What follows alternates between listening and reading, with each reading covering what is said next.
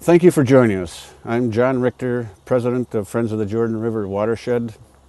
Friends of the Jordan is a conservation and environmental group located in northwest Lower Michigan. The program you're about to see is on a subject that will affect every person in Michigan and something we all need to learn a lot more about before irreparable harm is done to our homes, communities, and environment. This subject is called fracking, or more accurately, deep shale slickwater hydrologic fracking. It's a new method of extracting natural gas. A couple of years ago, after watching a commercial by T. Boone Pickens announcing vast reserves of natural gas right here in America, I was encouraged. At last, I thought, here was an abundant fossil fuel that burned cleaner than coal, could end our dependence on foreign oil, and provide good jobs for American workers. Then I learned about the devastating industrial-scale process used to extract this natural gas, the effects it had on communities and the environment, and that it was being sold overseas. Now I'm not only discouraged, but alarmed. We have seen the environmental destruction fracking has caused in other states, and now it's come to Michigan. We think Michigan has far too much to lose by allowing this method of gas extraction to continue. But first we need to understand how fracking works and what its true costs are. The series of videos we have prepared are segments of a 2-hour presentation by Dr. Anthony Ingraffea from Cornell University. Dr. Ingraffea is a world-renowned expert on natural gas extraction and provides us with a sound scientific explanation of fracking. This video should be well worth your time to watch. You can find much more information on this subject on our website at friendsofthejordan.org or another, don'tfrackmichigan.org. Thanks for watching.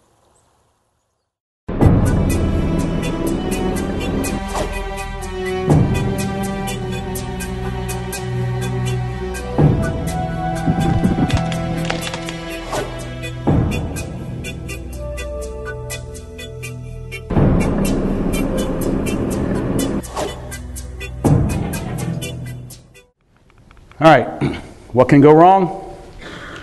From above and from below. What can go wrong from below? Lots of myths here. Certainly, there's the possibility that gas, drilling fluid, and brine can migrate up through the well structure. By that I mean the casing in the cement. It's a human-made structure. It's imperfect. As you know, cement jobs can fail. They can be faulty to begin with. They can fail later on in life. Casing can corrode. Casing can burst if there happens to be a void in the cement job over a sufficiently long length of the casing. You're putting 10,000 psi of fluid pressure in a casing that's a 1/4 inch wall thickness, 6 inches diameter. That's 200,000 pounds per square inch. That bursts the casing. This can happen. Okay. So lots of things can happen from below along the well string. Shallow, medium, and deep. Dimick, relatively shallow. Within the first 2,000 or 3,000 feet, things badly went wrong with the drill string. Another possibility is that gas, frac fluid, and so-called produced water, the stuff that's down there now, or the stuff that's down there mixed with the fracturing fluid, could migrate literally up through the formations above it.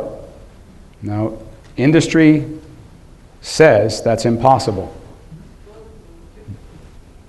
And I say this, no good scientist or engineer would ever use the word impossible. It's improbable. It's probably highly improbable in any one well for that to happen. Because for that to happen, a number of really bad things have to simultaneously occur. And the probability that that set of bad things would line up is unlikely, but not impossible. Witness BP in the Gulf. 5 or 6 things had to go wrong in the right order. It can happen. I don't lose sleep over this. This is not my main concern, this. It can happen. I'm not worried about it because it's improbable. If you got 120,000 wells in Pennsylvania, it might happen once or twice. The consequences could be severe. The consequences might be mild. So you get migration up the groundwater and a dozen families lose their groundwater. Or you get migration in the groundwater and it's an aquifer that's serving a whole community. So we don't know. Where are the models? The model I showed you from 1984 on the supercomputer, I've been scanning the SPE database recently. Who is doing modern supercomputer-based simulation of 5,000 feet of different layers of rock with different joint formations, with different joint properties, injecting fluid down here at 10,000 psi, 500,000 gallons at a time, and asking what's the probability that it can find its way up? The industry can do that. They could do it tomorrow. They probably have. That's what the EPA is trying to figure out right now with their ongoing study. We're going to have to do it ourselves, or hopefully some gas company is going to come up and say, or Schlumberger, I like Schlumberger, we already did it, here are the answers, here are the probabilities. They just tell us, we wouldn't have to do work again. And then we can put that one to bed as a low probability event. The things that can go wrong with cement jobs, this is from the Alberta Energy Utilities Board, again up in Canada. You've heard a lot of this from the Dimick situation. You can have migration along the contact between the cement and the rock. You can have migration along the contact between the cement and the casing. That's loss of bond. You can have diffusion of fluids through inaccurately made cement. You can have fracture of the cement that leads to debonding. You can have rupture of the casing. You can have the cement well plug, which is put in the well after the drilling but before the fracturing process to shut in the well. That plug can fail. These are all the things that can go wrong and have gone wrong in Alberta and British Columbia. That's why this picture was created, to warn companies that these are the things that can go wrong. We're going to be inspecting for these things, fix the problems. Back to British Columbia, safety advisory from earlier this year, communication during fracture stimulation. This is also stuff that can go wrong down below. And by communication here, they did not mean that Halliburton called Schlumberger. By communication here, they mean that during the drilling of one well, fracturing was occurring in a well that they thought was too far away to have any influence, and it wasn't. That's called communication. While you're drilling this well and fracturing this well, you don't want the 10,000 psi, 500,000 gallons of fracturing fluid that you're pumping in here to come out there. Could this happen?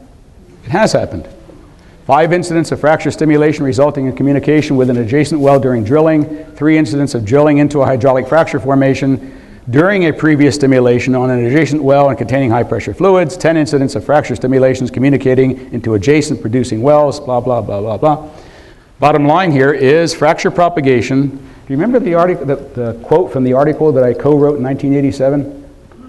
It's very difficult to predict in a highly fractured formation what the fracturing effects are going to be. This is 2010. Fracture propagation by way of large-scale hydraulic fracturing operations has proven difficult to predict. Existing planes of weakness in target formations may result in fracture lengths that exceed initial design expectations. Surprise.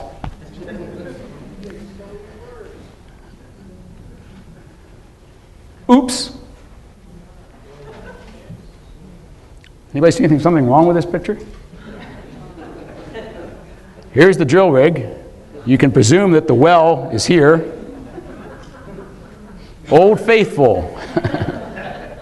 It's a man-made geyser. This occurred last month in Texas. Yeah. Frac fluid and well, it's not only frac fluid, it's brine that's down there. I still haven't found the answer to the question I asked last week. I know this was going on for at least a week. And so the main problem here was this was a sour well. There was hydrogen sulfide gas.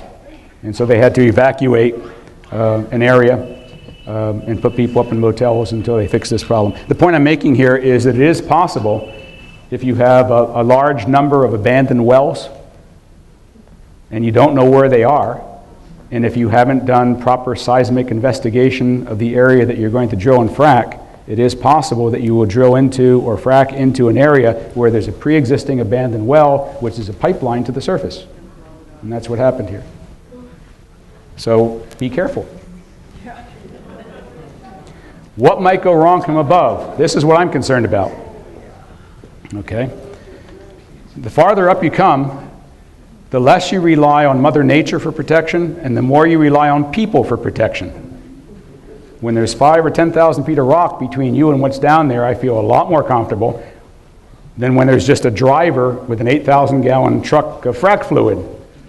Okay, that's a human driving a human machine. Bad things can happen at higher rates. So spills, ruptures, seepage, drilling fluids, frac chemicals, flowback fluids, which people sometimes call produced water, go where they do not belong. Okay. This happens, in my opinion, too frequently in Pennsylvania. And we'll talk about frequency in a minute. There's always going to be airborne emissions. There's too much talk, I think, about water contamination. It's appropriate, but it's imbalanced because what's happening in these heavy industrialized areas with many wells per square mile and a pad every square mile is heavy industry. So you're going to have emissions. You're going to have emissions from all the equipment burning diesel. You're going to have VOC emissions from the flowback fluids, which are being usually put into open pits. Not always, but usually yet by most of the companies. Stuff just evaporates. How much water? You've heard all this. I'll skip right to the chase. You can go to the Chesapeake website. They're saying they're averaging 5.5 million gallons per well. I don't concern myself yet about how much water needs to be withdrawn from the Susquehanna or the Delaware or the Monongahela. I'm going to be very concerned when they come to Cayuga Lake. That's where I live. I was being sarcastic there, but that's a problem, getting enough water to do the frac jobs. We're lucky. We live in an area like British Columbia where there's usually plenty of water. But one always has to be mindful of where you're taking it from, that you're not having a detrimental environmental impact on what the animal life in that stream expects. What goes down the well? Lots of myths again. Myth, 596 separate chemicals are added to that witch's brew during hydraulic fracturing. False. Over the lifetime, over the history of hydraulic fracturing in the United States, at least 500 to 600 chemicals have been identified as having been used in one or more fracture jobs. That's different than saying in any one fracture job in Pennsylvania tomorrow, 596 chemicals will be used. That's not true. Well then, Professor, how many chemicals will be used? It depends. Depends on the company that's drilling the well and fracking it. Depends upon the geometry. It depends upon the geology. It depends upon what kind of fracking process they're using. Is it a traditional gel frac? Is it a gel plus foam frac? Is it a slick water frac? Is it a hybrid frac? Or any of the combination of the above? So for a slick water frac, these are the absolutely necessary chemicals. There has to be water. There has to be proppant, usually sand, but not always sand, something to hold the cracks open. There has to be a biocide to kill the bacteria. There has to be a fluid loss additive. There has to be an anti-corrosive. And of course, there has to be a friction reducer, otherwise you don't have slick water. And there has to be an acid. Those are bare minimum. So you can go on the, say, the Halliburton website that came up last week, where they're now saying we're not going to tell the EPA what we're using, but we're telling you, the American people. Sometimes I just don't understand public relations vice presidents at gas and oil companies. If they just did the simple thing, it would make it simple. So they tell EPA to stuff it, and then they come up with a website that says the American people can judge for themselves what kind of chemicals we're using. And so you can go to the Halliburton website tonight, and they'll tell you, here are the MSDSs for all the chemicals and all of the kind of frac jobs we do, which is fine. That's a step forward. But be careful, an MSDS doesn't tell you everything you need to know. Read the fine print on the MSDS, whether it's for the chemicals under your sink or the chemicals in your frac fluid. Having an MSDS doesn't say it's not hazardous. It just describes the hazards up to the point that the research has been done on them.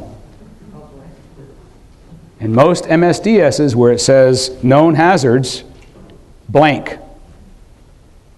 Hazardous material, known hazards, blank.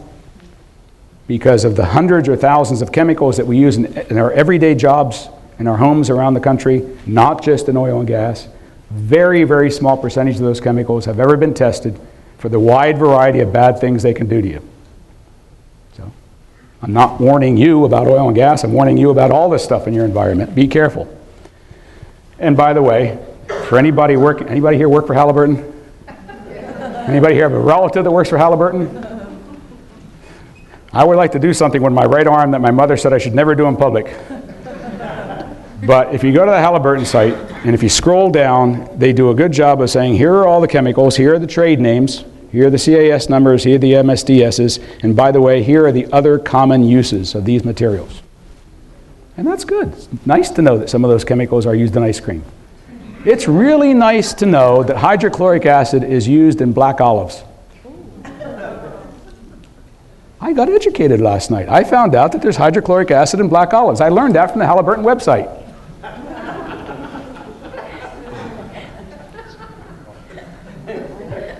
See, that's just jerking my chain. So am I now supposed to be less fearful of black olives? Or more fearful of the hydrochloric acid used in the frac? I don't know what the point is. Obviously the point is they're using 50,000 gallons of hydrochloric acid in highly concentrated form, and it has to be brought by truck and stored on the site, and it's injected, and while it's injected, it's not diluted with 500 million gallons of water. It's injected as a slug of hydrochloric acid because it has to go down there and do a job, which is to dissolve all the crap in the perforations. So to tell me that it's also in black olives doesn't inform me. It irritates me. And I'm going to continue to eat black olives, the passion fruit of the Sicilians.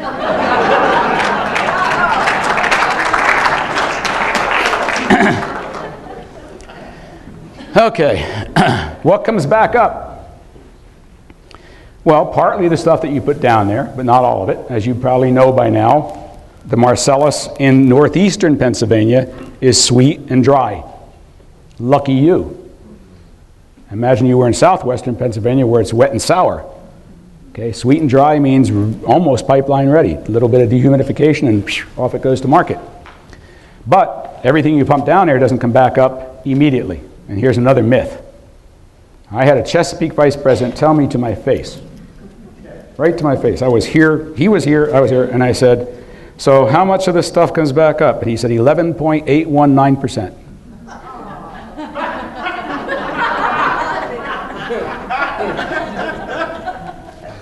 Okay. I'm an engineering professor. The first thing we teach our students in the freshman year is significant figures. You can't possibly have a number like 11.819% describing the average amount of fluid that comes back from your jobs. Maybe you could say 11%, okay? But that's what happens when they put MBAs from Harvard out there in public to speak for oil and gas companies. All right? They sometimes preach technical nonsense. So, but here's the more important thing. Yes, it is important to know how much comes back up. Why? Because you got to properly dispose of it. Okay? So if you say only 11% comes back as flowback fluid, that means you only have to dispose of 11% of it. But what they don't tell you is that most of it comes back eventually. It has to. Over the life of the well, all wells continue to produce produced water or brine. So when does what comes back up the well stop being flowback fluid and start becoming produced water or brine? When they deem it to be so. The fluid does not know what it's called. I know, I asked it. Most gas companies declare at one point in time after the frac job, usually within a few weeks, that the well is ready for production. At that point, that stuff that's coming back up ceases being flowback fluid and is now produced water. And because it's produced water, not flowback fluid, different regulatory procedures are put into place. So that's a committee decision done in the boardrooms of companies. When do we declare our well in production? Because when we do, it's no longer flowback fluid, it's now produced water. And when you say something is produced water, it sounds to me like H2O. Or you might call it brine. Brine tanks? Well, yeah, it's briny. It's a solution of salts, but it also has heavy metals, naturally occurring radioactive materials, and probably BTEX in it.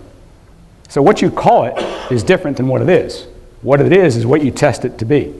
And if you don't have to test it, because you've now stopped calling it flowback fluid, you don't know what's in it.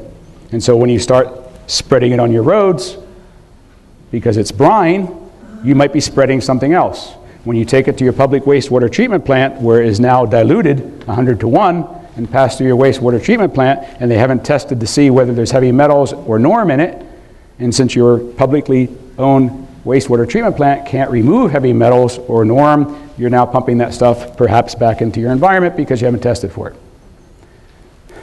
Can we fix these problems? Yes. First, you have to become aware of them by proper education of what the words mean and by proper understanding of the technologies. Then you got to get the regulations in place. You got to know what to test for. You got to get the regulators in site to test them regularly so that everybody follows the rules.